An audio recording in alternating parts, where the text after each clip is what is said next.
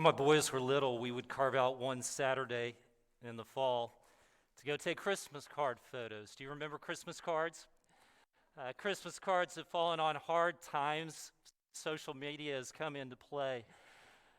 But for many families, this is the only photo you would see of them for an entire year. And I know that's hard for many of you to believe. We live in a culture today in which you post photo of your kids every 10 seconds. Every sweet little thing they do, the rest of the world gets to see it. But for many, many years, Christmas cards were the primary way of posting. And this put a tremendous amount of pressure to get that Christmas card photo just right. That usually meant that we had to pick out the perfect location. We had to gel up our boys' hair just right. We had to force them into a nice sweater to wear. And then we had to snap photos until we got that perfect photo. The Christmas card photo Saturday always seemed like a good idea in my mind, but more often than not, it ended in a train wreck. And the crash usually sounded something like this. "That is enough, fellas. I'm tired of your whining. Sit up straight. Take your finger out of your brother's ear. Fix your sweater. Stop smiling like you've got gas. We have got to get this photo just right so all of our friends can see what precious little angels you are." Now, I don't think I'm the only parent who has struggled with Christmas card picture taking. In fact, I know I'm not. Several years ago, friends sent this Christmas card photo of their family. And don't you love that photo? I do. I love it because these parents had the courage to show the demon side of their kids. Now, all of us as parents, we have more than enough courage to show the angelic side of our children, right? But they had the guts to show that demon side. And every kid has both natures. Yes, kids can be sweet and kind and adorable and precious, but with the flip of a switch, they can pout, and they can fuss, and they can fight, and they can roll their eyes, and they can demand to have their way. And if we as adults don't do the job that we've been entrusted by God to do, then this demon side eventually turns into another self-absorbed monster on the loose. And we've got more than enough of those running around, don't we? Now, as you're thinking, adults, don't you mean parents? Parents are the ones who have the responsibility to make sure their kids turn out to be a decent human being, not me. In fact, I'm not even sure why I'm here for this particular sermon series, because I don't have kids and it's not my issue, and I'm not sure how it's going to relate to me. Actually, this sermon series is as much for you as it is for anyone else. You don't have nearly the responsibility that parents have in making sure their kids mature, but at the same time, you have a very important role to play. Please listen to the words that we read in Deuteronomy chapter 6, beginning in verse 4. "Hear, O Israel, the Lord our God, the Lord is one. Love the Lord your God with all your heart and with all your soul and with all your strength. These commandments that I give you today are to be on your hearts. Impress them on your children. Talk about them when you sit at home and when you walk along the road, when you lie down and when you get up. Tie them as symbols on your hands and bind them on your foreheads. Write them on the doorframes of your houses and on your gates." Thank you, Sonia. All right, so who did Moses tell to listen up? Did he say, "Hear, O parents"? No. He said, "Hear, O Israel." In other words, Moses said, what I'm about to say is important for every single person who's a part of this community, who is a part of this nation. And what that he wanted them to hear, for every single person to hear and to understand. This is what he wanted them to understand as a nation, as a people, parents, non-parents, single, married, those who had children, those who didn't. This is what he wanted them to understand. That you have a responsibility to have this all-consuming love for God that expresses itself in obedience, and that you need to train up your children to do likewise. I imagine if mission statements were in vogue back then, this would have been Israel's. Hey, Israel, what are you about as a nation? This is what we're all about. We're all about loving God with our entire being, and we're all about teaching our children to do the same. Yes, parents, they bear the brunt of the responsibility for maturing their kids because they have the closest proximity. But every time a child grows into a self-absorbed adult, it's on all of us to some degree. You don't have the right to shake your head at the bad behavior of children if the only time you pay attention to them, the demon side comes out. And so while parents are the primary target audience of this particular sermon series, I want to encourage each of us, from college student to 95-year-old, from single to married, from childless to empty nester, consider the role that God is calling you to play to be a blessing to children. So let's start here. How do you get the demon side out of them? Well, the best bet is to make sure that the demon doesn't get in them, right? And so that means we need to isolate our as much as we possibly can. A wise parent is going to be very careful just to clamp down on where their kids go, what they watch, what they participate in, and who they associate with. I mean, we have to do everything in our power to protect them from the evil in this world. Okay. Yes, some protection needs to be done, but there is a major flaw in this defensive parenting posture. You say, what's that? It's simply this. No matter how tight your security is around your child, you can't keep the demon out of them.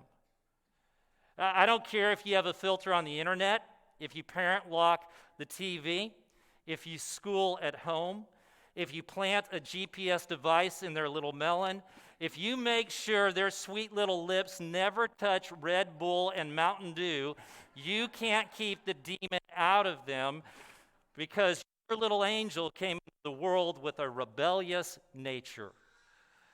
Now, I'm not saying that children are born sinful, but it is their nature to be self-absorbed, to be demanding and desiring to call the shots in their life. I want you to look at this little picture. That's a great picture, isn't it? Sweet little baby, looks just like an angel, right? We love that. But you know what? This kid also has a rebellious nature. Show that next photo.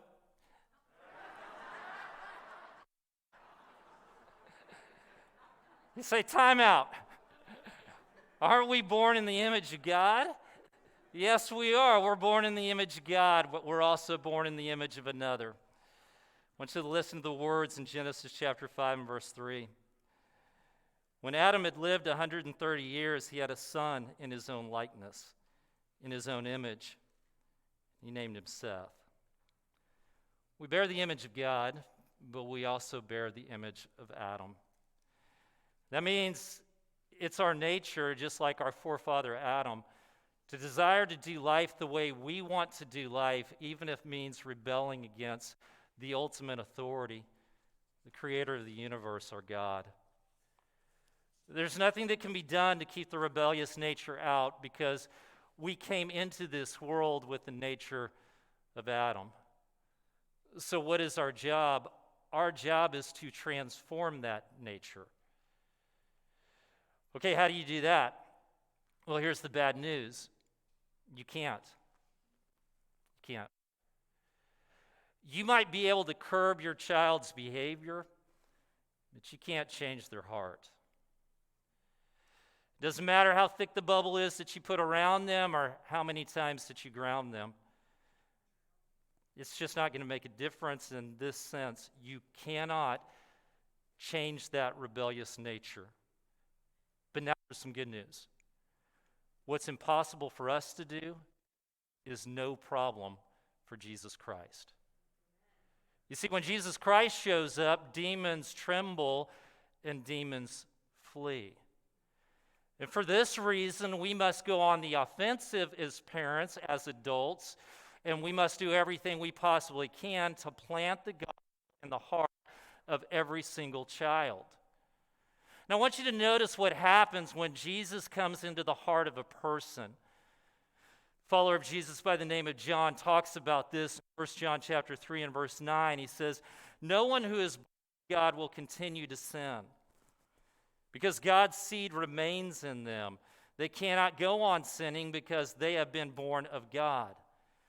He goes on to say in 1 John chapter 5 and verse 4, "For everyone born of God overcomes the world." What does Jesus do when he takes hold of the heart of a person or the heart of a child? He doesn't take them out of the world, he takes the world out of them. More rules, stricter rules, that won't do it. Behavior modification, that's not going to do it. Only Jesus can. Now, while we cannot force any particular human being to fully embrace Jesus, we as parents and adults must make every possible effort to make sure that Jesus is planted in their hearts. And let me give you a picture of what typically happens when we fail to live up to this expectation or really obligation that we've been entrusted with. Usually a child will travel one of two roads. Here's the first road.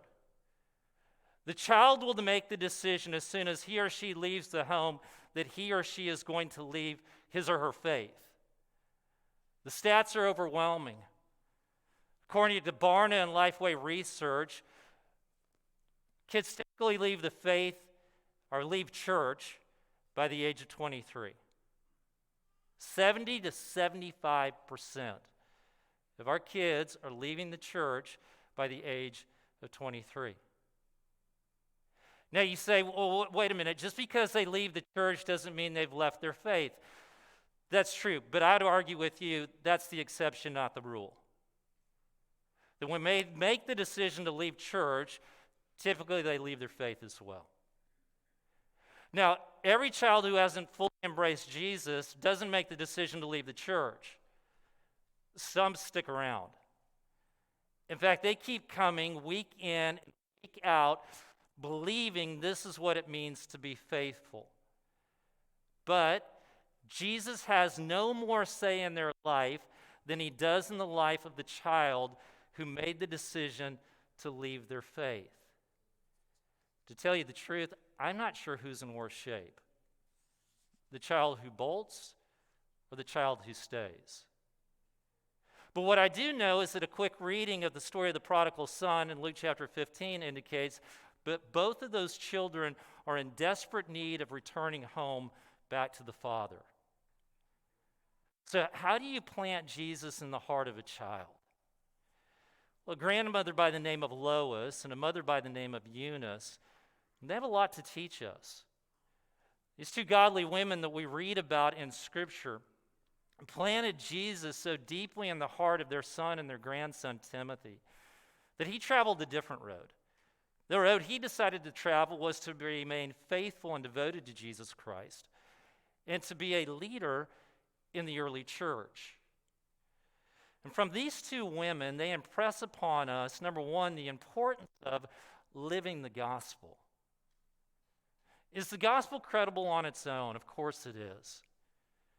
But Timothy, he had this ability to be able to look at his grandmother and his mother to see the way they lived their life, and it added credibility to the gospel for him. These words in 2 Timothy chapter 3 and verse 14, Paul writing to Timothy says, "But as for you, continue in what you have learned and have become convinced of." Why? Because you know those from whom you learned it. Timothy was able to look at the life of his grandmother and his mother, and he was able to see, you know what? Jesus makes a difference in a person's life. It was their devotion to Jesus Christ that changed their relationships, their character, their priorities.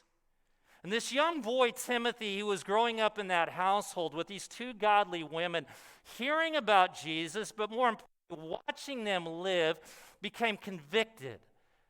Jesus isn't just a story. Jesus isn't just another person.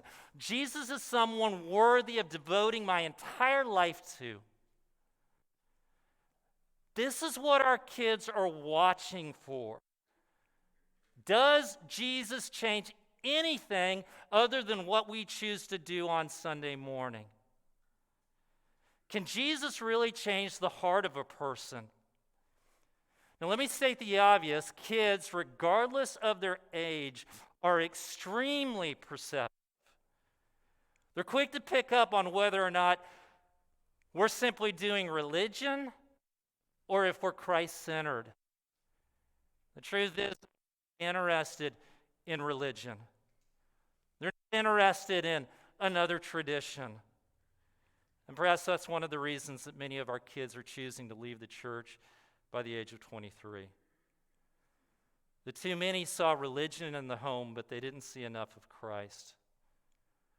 A lot of church going, but not a whole lot of kingdom living. Do your kids see Jesus in you?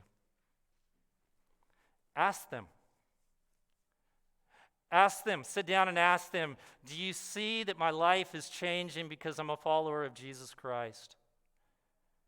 Ask them if they know what you're most passionate about. Ask them if they have any idea who or what you are most committed to. Ask them if they know what truly brings joy to your being. You say, wow, you're putting a lot of pressure on me. I'm not a perfect person. I don't always get it right. I'm a pretty poor example at times. Yep. And that's true of every single one of us. But here's the good news. Even in moments of failure, we have the opportunity to plant Jesus in the heart of a child. In those moments of failure, we need to be quick to look our kids in the eyes and say to them, you know what? I am wrong. I blew it. I've sinned. I've made a mistake. And this is why your mama, this is why your daddy needs Jesus. Because only Jesus can deal with my sin. Only Jesus can truly change who I am. Only He can transform my heart. Here's what's most important, parents and adults. It's important that you not only say those words, but that you cooperate with the Holy Spirit to truly change your life so that the kids around you are able to look at your life and say, you know what? Jesus truly has power to change lives. That I remember when my daddy would lose his temper in the home, but because of Jesus, he's now the most patient man I know. That I remember those moments when Mama, she didn't seem to have enough time for us, but because of Jesus, she reoriented her life, and now she gives us her love and affection. I've seen it with my eyes, I've heard it with my ears. Jesus makes a difference. And it's not only important for parents to live out their faith in front of their kids, it is absolutely vital that every single one of us model Christ-like living. Man, over the years, I've had more conversations that I can remember with students who were struggling with their faith. And one of the reasons they were struggling with their faith is because they attended churches growing up where Jesus didn't seem to be present. Mom and Dad were doing a great job at home. I mean, they were just trying as hard as they could to teach Jesus. But then these kids would go to a congregation, they'd show up for worship, and they'd be surrounded, based upon what they would tell me, by people who were passionless and world-obsessed. Week after week, they would walk into an auditorium like this, and what they would see is people kind of mumble through the song and sleep during the sermon. And they'd listen to people or sing about the love of Jesus, but then they would watch them treat people anything but like Jesus. And they'd listen to people have these passionate conversations about their favorite sports teams, but they would rarely hear anybody talk about the difference that Jesus Christ was making in their lives. They'd witness members act like saints on Sunday after watching them act like they were demon-possessed at the Little League ball field on Saturday. You say, that's not my problem. I didn't sign up to be any kid's role model. I'm sorry, but you don't get that luxury. The kids are watching you whether or not you want them to. They're watching you worship. They're listening to your conversations. They're observing how you treat others. And they're taking every opportunity to size up whether or not Christianity, the Jesus Christ, the gospel, is just religion and tradition, or if it's truly good news for the entire world. Now, we can give our kids a dozen theological reasons for why the gospel is truth. But gospel stands the greatest chance of becoming truth in their life when they see it being lived out in each of ours. It's important for us to live the truth or to live like Jesus. It's also very important for us to teach Jesus. Now, whose responsibility is it to teach Jesus? Well, the church has responsibility. And so I want to encourage each of you to begin to think about how you might be able to play a role in student ministries. I would even encourage you to have a conversation with Marion and Brian and Lauren and see where you might be able to fit into their ministry to make a difference in the life of a child. Now, they may say, you know what, we really believe that you would be a wonderful teacher in the classroom, and they give that opportunity to you. They might say, hey, based on your skill set, we think you'd be a great host for one of our small groups or a chaperone on one of our trips. But know this, regardless of the role that they think you could fit into and play, every time you have a conversation with a child or a teen, you have the opportunity to teach them about Jesus. Now, please know this. Marion and Brian and Lauren are absolutely devoted to planting Jesus into the heart of your child and your teen. It is what keeps them up at night. It is what gives them energy in the day. They are so devoted to it. They live it, they breathe it, they pray about it all of the time. We are so blessed as a church to have them here. But know this, they can't do it by themselves. If you want your children to know about Jesus, then knowing about Jesus has to be a priority in your life. One of the saddest, really most distressing statements I've heard in the year that I've been here at Campbell went like this. We have students who would be here in worship, who want to be here in worship, but their parents are not coming. Look, I know I'm preaching to the choir this morning, but it's hard for the church to teach your kids about Jesus if you're not bringing them. The church is here to partner with you as parents. But parents, you bear the primary responsibility to make sure that your kids know about Jesus, to center their lives around Jesus. It wasn't a creative children's worship service that convinced Timothy that he would be devoted to Jesus Christ. It wasn't the fact that he went on an exciting youth group scavenger hunt that made him think, you know what, one day I'm going to go into ministry. It was a mama and it was a grandma who planted Jesus in his heart from day one. 2 Timothy chapter 3, verse 14 and 15. But as for you, continue in what you've learned and have become convinced of, because you know those from whom you've learned it, and how from infancy you have known the Holy Scriptures, which are able to make you wise for salvation through faith in Christ Jesus. If you make teaching Jesus a priority in your life, in your home, does this guarantee that your children will be faithful? No, it does not. Unfortunately, it does not. Some of you this morning, you did everything you possibly could to make sure your kids knew about Jesus, and right now, they're not following him. And you may be feeling a tremendous burden of guilt. I hope you'll let that go. That's not my purpose this morning. I'm not trying to make you feel guilty. Sometimes that takes place. Sometimes we're all individuals. We all have free will. Every kid gets to make their own decision. That's on them. It's their responsibility eventually.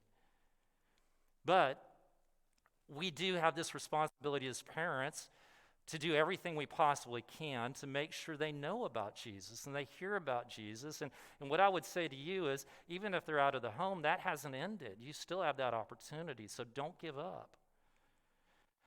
I want you to listen to the words of Moses again, because he makes it clear that we need to capitalize on every opportunity to talk about the ways of God. You go back to Deuteronomy chapter 6 and verse 6 and 7. These commandments that I give you today are to be on your hearts. Impress them on your children. Talk about them when you sit at home and when you walk along the road, when you lie down and when you get up. Sharing Jesus with our children 24/7, 365-day priority. Not in a pushy, not in an obnoxious way, but in the best possible way that connects with their heart and with their mind. And so as we wrap up, I simply want to challenge you to think about this. What's one thing that you can start doing beyond what you're already doing to make sure that your kids know about Jesus? I would say maybe to those of you who are online, again, this isn't to put pressure. If it's health reasons, if it's anxiety, I completely understand. But if you're at home this morning and you've got kids in the home, I want to encourage you to begin to think about maybe bringing them back so that they can hear about Jesus here around a community of faith and be a part of our Kids and Teens program. If you're already doing that, but that's all you're doing, let me encourage you to begin praying with your kids. If you're praying with your kids, maybe start studying the Bible with your kids. If you're doing those things already, then think about, well, how can we serve Jesus together? How can we serve other people? Think about you can capitalize on breakfast and dinner times and maybe car rides from ball games and practices to have a conversation about Jesus. Now, if this seems a little bit overwhelming to you because you're not exactly sure how to bring up a conversation about Jesus, then know this: you are surrounded by people who would love to be in that conversation with you, who would love to help you. So many of us who now have children are out of the home, we've got a lot to share simply through trial and error. And we can tell you a lot of mistakes that we made along the way, but hopefully maybe even be able to share a few things that went right. Have conversations with people that can help you in this process.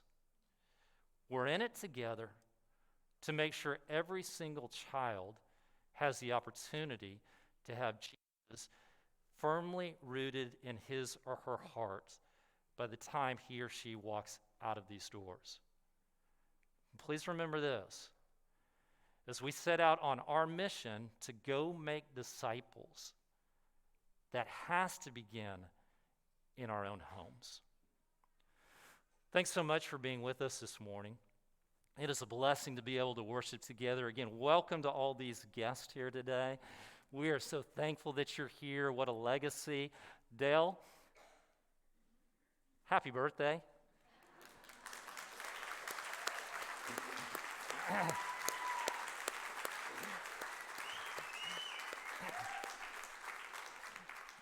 Thank you for what you mean to all of us, for the way that you've served the church and the people of God in this place. One of my favorite things about Dale is she is such a student of Scripture. She downloads the sermon outline before she gets here. Then she fills in all of the blanks to see how many she can get right. And so just out of honoriness, I try to come up with alternative words that aren't obvious just so she doesn't get 100%. So I love her heart for Jesus, though. Thank you. If there's anything that we can do as a church family to support you in your efforts in raising your kids or any other matter, if you just need the prayers of this church family, know that we'd love to pray with you or for you this week. For those of you online, feel free to email that to us, reach out for a conversation, however we can best serve you. Those of you here who are here in person who are in need of a moment of prayer, so we sing this song together. After this song, there'll be elders, shepherds, their spouses spaced throughout the auditorium. Feel free to make your way to them. They would be more than happy to pray with you, have a conversation this morning. If you're a guest this morning, I'd love to have the opportunity to meet with you, just shake your hand, get to know you. I'll be outside here somewhere around the open courtyard. And so if you get a chance, please stop by. But again, thank you for being with us. Maybe you're here this morning and you're thinking, well, you know what? I came because I wanted to hear about parenting. You've talked a lot about Jesus. I'm not even sure about Jesus and what I believe. Just know we are so thankful that you're here this morning. And we love nothing more than talking about Jesus. And so if you'd be open to the conversation, please let me know. I'd love to tell you about the difference Jesus has made in my life. Let's stand and sing together.